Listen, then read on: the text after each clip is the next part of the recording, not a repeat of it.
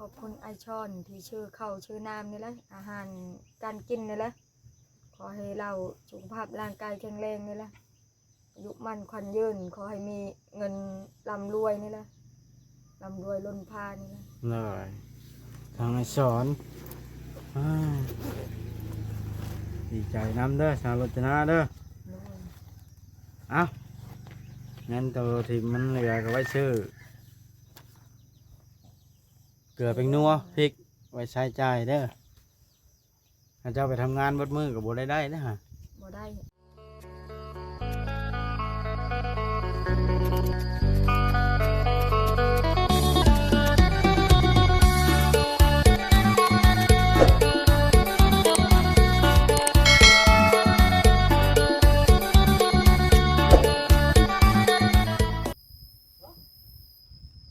โดยพี่น้องก็ครับทักทายสบายดีเด้อพี่น้อง FC เบิดสุคนเบิดสมองสุบอลน้ำกันพี่น้องเปิดภาพขึ้นมาก็อยู่เพื่อนสาวรจนาพี่น้องสาวไทยคนนั่นแหละพี่น้องคนที่เลี้ยงลูกหลายๆนั่นแหละพี่น้องเนาะลูกเพิ่นสี่แต่ว่าตอนนี้ลูกเพิ่นไปหาเฮ็ดเพราะ4 คนยังบ่ได้มาอยู่พี่น้องเนาะมาหาเพิ่นครั้งนี้กับพอดีว่ามีผู้ใจบุญพี่น้องซึ่งท่านนั่นเพิ่นก็อยู่เวียงจันทน์อยู่ลาวเฮานี่แหละพี่น้องเป็นคนลาวเฮานี่แหละเพิ่นอยู่เวียงจันทน์ได้สงสารสาวไทยคนนี้ที่มาขอข้าวขอน้ำเลี้ยงลูกเลี้ยงเต้าเลี้ยงลูกน้อยอยู่ที่อดอยากปากมองให้ละพี่น้องทางบวชก็เลยมาเป็นสะพานบุญให้อ้ายเพิ่นซื้อข้าวให้เพิ่นพี่น้องแล้วก็ซื้อปลากระป๋องแพ็ค1 ไข่1 แผงพอได้บรรเทาชีวิตเพิ่นเพราะว่าเพิ่นก็จ้อยหลายเดี๋ยวนี้นะพี่น้องดีแล้วที่อ้ายเพิ่นได้สงสารเนาะที่อ้ายเพิ่นช่วยเหลือขอให้อ้ายเพิ่นได้บุญหลายๆความสุขมีแต่ความเจริญเด้ออ้ายเด้อเนาะชื่อว่าอ้ายสอนพี่น้องความสุขความเจริญยิ่งขึ้นความเจ็บอย่าได้ความไข่อย่ามีเด้ออ้ายเด้อเนาะขอให้อ้ายให้มาที่นี่ไล่ขึ้นหาอ้าย100 เท่า10,000 เท่า1,000 เท่าพี่น้องคิดสิ่งใดขอให้สมหวังดังใจปรารถนาเด้ออ้ายบัดนี้ไปเบิ่งน้ำกันพี่น้องเข้านะให้ผัวสาวรจนาย่อขึ้นแล้วพี่น้องอันนี้ซื้อไข่ให้แน่พี่น้องก็ได้เพิ่นบ่หิวก็ดอกปลากระป๋องแน่แห้งปลากระป๋องมือนี่แพ็คละ100,000 ปลายพี่น้อง150,000ก็ได้นี่150,000 160,000แพ็คหนึ่งโอ้คนน้อยนอนแล้วสบายดีเด็กเข้าเห็นแล้วว่า2 ช่อในบ้านในรถจะนะดีใจแล้วว่าใจแล้วเอาเนี่ยใจเด้อเอาหลับเอาไปวางใกล้กันจ้ะลูกน้อยนอนบาดเนี่ย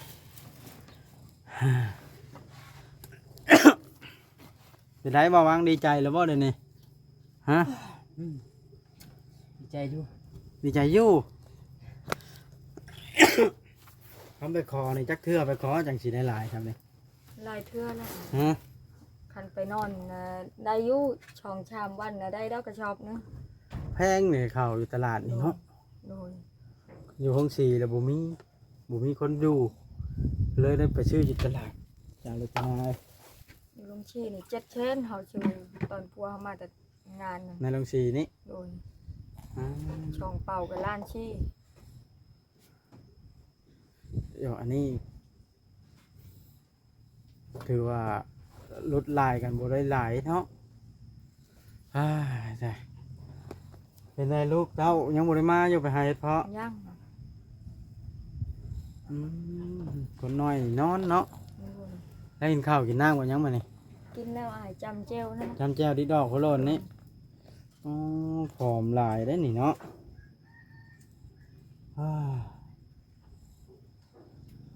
หนักพอสมควรแดดเป็นได้จังบุญญาณคนน้อยใครไปหาเห็ดเพาะก็ได้เจ้าหู้ว่าผู้ใหญ่ทั้งใดนี่ซื้อข้าวให้เจ้านะหูแล้วบ่หู้ซ้ำพอท่านบอกให้เนาะก็ถือว่าเพิ่นเห็นในความทุกข์ยากของเจ้าสาวรจนาเพิ่นสงสาร อ่าเพิ่นก็เลยอยากทำบุญเพิ่นว่าเพิ่นก็พอมีพอกินเพิ่นก็ได้บ่ถึงขั้นร่ำรวยล้นหวานเงินลิ้นดอกแต่ว่าเพิ่นเบิ่งถึงความทุกข์ยากของเจ้าเพิ่นก็ยังบ่ได้เฒ่าได้เป็นยังวัยรุ่นอยู่ได้ เพิ่นอายุประมาณ30ปลาย40เนี่ยประมาณนี้แหละ40อย่างประมาณเพิ่นอยู่เวียงจันทน์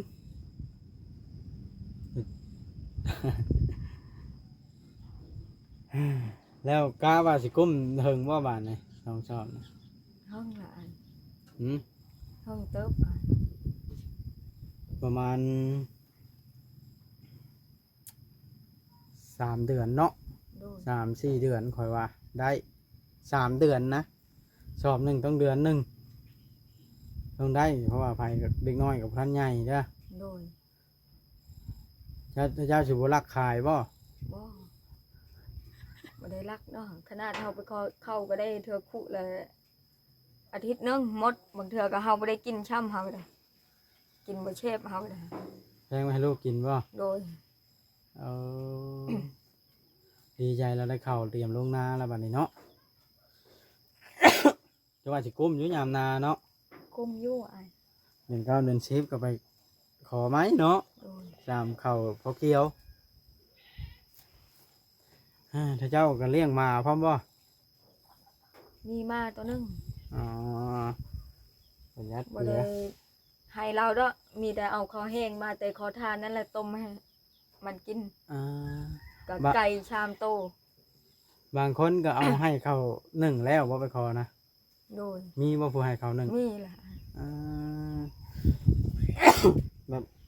ผู้ให้อาหารได้มีบ่ไปขอแล้วเขาให้ มีอ้ายมีอยู่ เคยมีอยู่เนาะ โดย อืมพอได้กินเนาะ มีก็มีแต่ปลานั่นแหละเขาเอาถือให้บานี่ เอา เอา เนี่ย ข้าวปั้นหนึงกับปลาตัวหนึง อืม ท่านเอาถือเด็กน้อยไป ให้คนน้อยเห็นได้ โดย พอได้ยาอยากเขาดอเนาะ โดย อืมคนน้อยเฮ้ผิวสีได้สีผิวให้นี่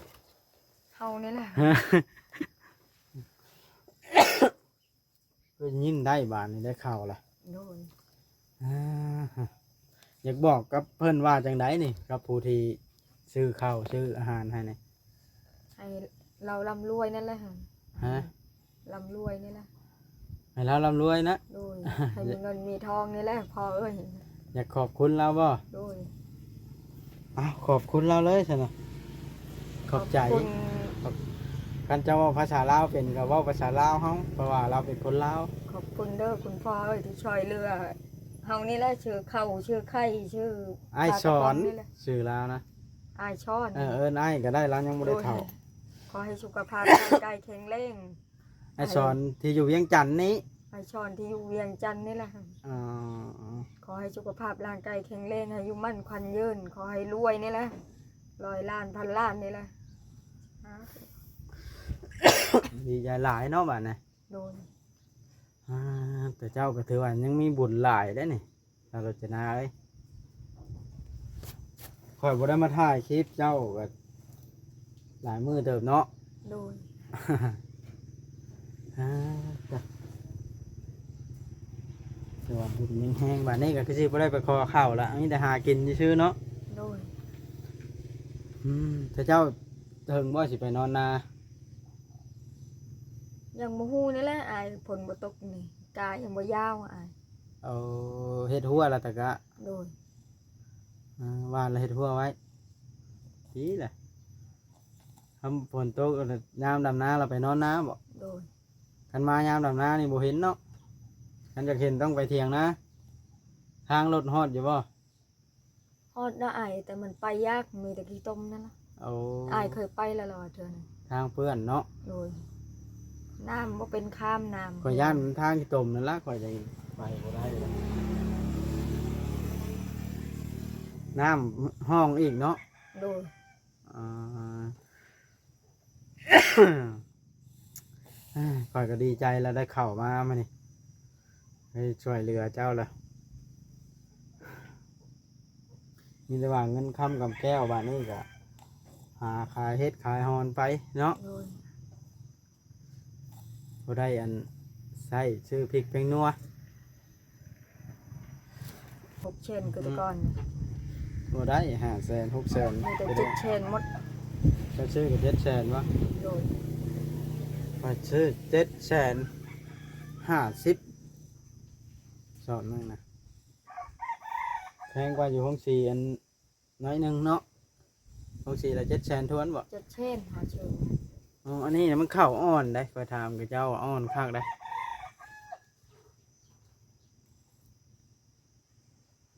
อืมคือว่า กันหาเงินซื้อนี่สิหายากเติมนี่เนาะ โดย เพื่อสิได้ล้านห้านี่ โดย เท่าไรนะเจ้าละ750,000นะ 7 เชนก็ล้าน4ล้าน5ทั้งหมด ล้านห้าละได้หา โด เนาะ ย อันนี้เนี่ยจะว่าแพ็คเท่าไรนี่อันปลากระป๋องนี่ บ่ฮู้แล้วนี่เฮาบ่เคยชื่อ หรือว่าซื้อแพ็คเลย ไข่ก็บ่เคยซื้อเป็นแพงอีก บ่ มันบ่มีเงินเนาะ โดย ปลากระป๋องในแพ็คละ150,000ผู้ใดสิบอกให้นะบ่ได้ง่ายๆ โด นะ ย อันซื้อเป็นปองนะเขาสิขายแพงกว่านี้อีกนี่เนาะ 10พันชามแม่ครัว17 18 พูดนะอันนี้มันได้10ปองบ่หรือ12 10ช่อง อ่าอ่าหนักใจเนาะดีแล้วคอยได้ไข่มาให้กินมันคอยกับข้าวเวียกอยู่เดี๋ยวนี้นะเราจะน่าคอยสิบ่ได้ถ่ายเหิงแล้วคอยสิกลับละยันผลทำทางเลย โดย ผมมือใน YouTube บ่มีไผมาถ่ายบ่ บ่มี บ่มีคนเลย มีคอยผู้เดียวนี่ โดย อ่าฮะมีแต่ว่าตั้งใจแล้วหารถนาบานเฮ็ดนาแล้วให้ได้เข้าหลายๆยังบ่ได้ไปขอเข้าอันสิไปไทยก็อย่าไปแล้วเนาะ โดย คือเว้าแล้วมันบ่ค่อยถูกกันเนาะเลยจะเป็นอยู่กับผัว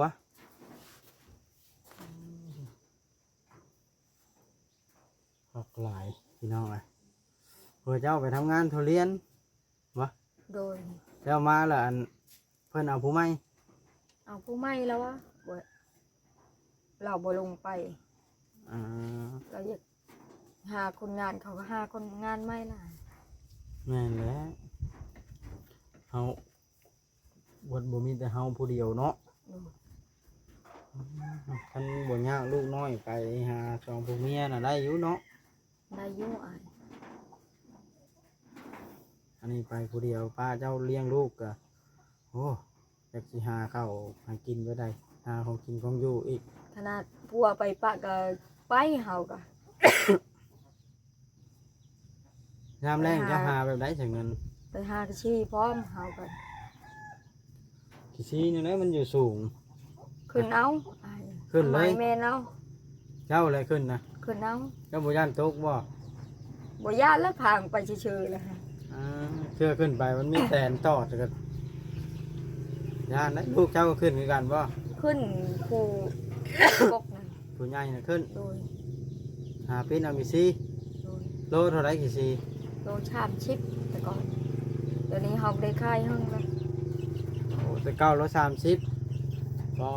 ดอกเคยได้หลายชุดน่ะจักโลหากี่ซี่ฮะ ได้ประมาณนะครึ่งวันนะได้ละ50 60เฮาไปนำลูกเฮา 50 60โลพุ โดย บ่ว่า 50 60นี่นะ60,000นี่นะ อ๋อเรา50 60กิโลยกค่อยสิได้เปลี่ย ต น อน อาชี เที่ย พ ง แล้ กั ว บตอนเที่ยงกับมาไปพุ่นฮอดบ้านน้ำยางบ้านนาเคพุ่นเฮาไป อื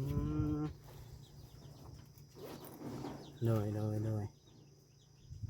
ต่อดีใจแล้วนี่แต่ว่าสู้ปุ๋ยใส่หน้าได้ปีนี้มีปะ บ่ได้มีล่ะ หรือมีเลย โดย จะได้สิงามใช่ครับ บ่งามก็ตามันไหนมันได้กินช้ำนั้นแหละ เฮ็ดกับเมื่อยที่มีชื่อแล้วเขาบ่งามบ่ได้ฮอดเขา ถ้าบ่ใส่ปุ๋ยในปีหนึงนี่ได้จักชอบเขา ประมาณ10นั่นล่ะ เบิดปีอะได โดย เออประมาณ10เฮ็ดแล้วบ่ได้ขายบ่บัดน่ะ ก็ขายน้ำมันแล้วขายใช้นี่ปุ๋ยนั่น กัน เอา ใช่ ก็ได้ มันใช่ปุ๋ยแล้วได้แน่บ่ครับ โดย ซาวพุ่นแล้วเนาะเออชีวิตต้องลำบากผัวแต่ข้าอันหั่นนี่บ่ได้เคยตีจักเทื่อบ่บัดน่ะ บ่คันผิดกันอยู่บ่ได้ตี อ่าแล้วลาบบ่ โดยถามเบิ่งผู้บ้านนี่บ่เห็นเราตีแล้ว อ๋อในบ้านเพิ่นก็อยู่เพิ่นใกล้อยู่เนาะ โดยผู้นี้อยู่ใกล้อยู่บ่เห็นเราตี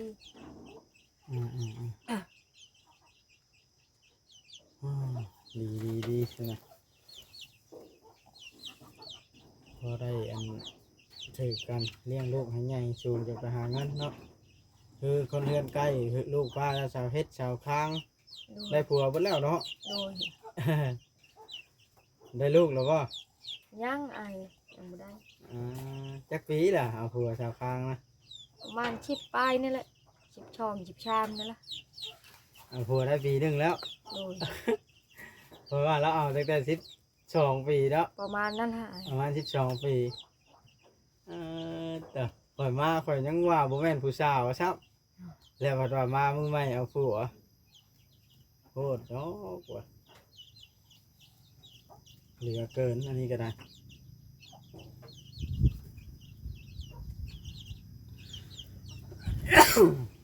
อืม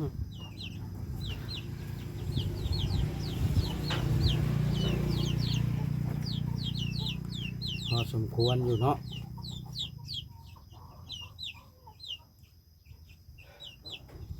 ใกล้ที่เจ้าบ่หลายใช่อีกลาง ไก่เฮาเช้าเฮ็ดพุ่นแหละ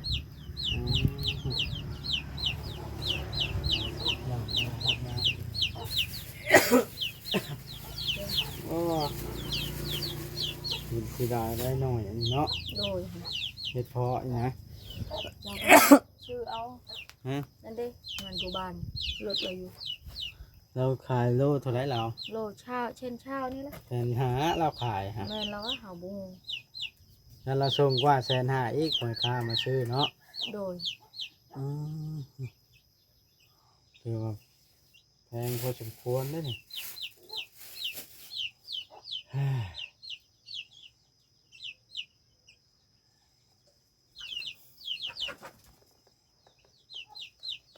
บ่ฮ้อนเนาะนอนกลางคืนฮ้อนบ่แต่เราจะ พอนแล้ว เอาผ้าบัดมากั้งให้หยังอะน่ะ เอามาตั้งแล้วมันชาติมัน เอามุมนึกว่ากั้งกันฮ้อนซื่ออ๋ออ๋อโพเนาะสารจนาถูกยากเนาะเฮ้ยจักสิเอาจังใดต่อบ้านในสารจนาชีวิตก็ได้ อยู่ไปแบบนี้วะ แม่นแล้วจะเฮ็ดได้ด้วยอ่ะ อยู่ไปแบบนี้แล้วเนาะ3 ลูกใหญ่เนาะ ก็ถือว่า ดีใจละได้เข้าละซ้ำนี้นะมีแต่ว่าคอยสิกลับและชาวรจนามีแต่ว่าอยากให้เจ้านะขอบคุณอีกครั้งหนึ่งขอบใจทางอ้ายซอนเพิ่นที่อยู่เวียงจันทน์เอาอีกวันหนึง ก็ขอบคุณไอช่อนที่ชื่อข้าวชื่อน้ำนี่แหละอาหารการกินนี่แหละขอให้เราสุขภาพร่างกายแข็งแรงนี่แหละอายุมั่นขวัญยืนขอให้มีเงินร่ำรวยนี่แหละร่ำรวยล้นพานี่แหละ เลยทางอ้ายสอนอ้าวดีใจน้ำเด้อชาวรจนาเด้อ โดย เอางั้นตัวที่มันเหลือก็ไว้ซื้อเกลือเป็นนัวพริกไว้ใช้จ่ายเด้อถ้าเจ้าไปทำงานบดมือกับบ่ได้นะฮะ บ่ได้อ่ะ เด้อ มีแต่ว่าคอยสิกลับก่อนคอยพาเวียกแห้ง โดย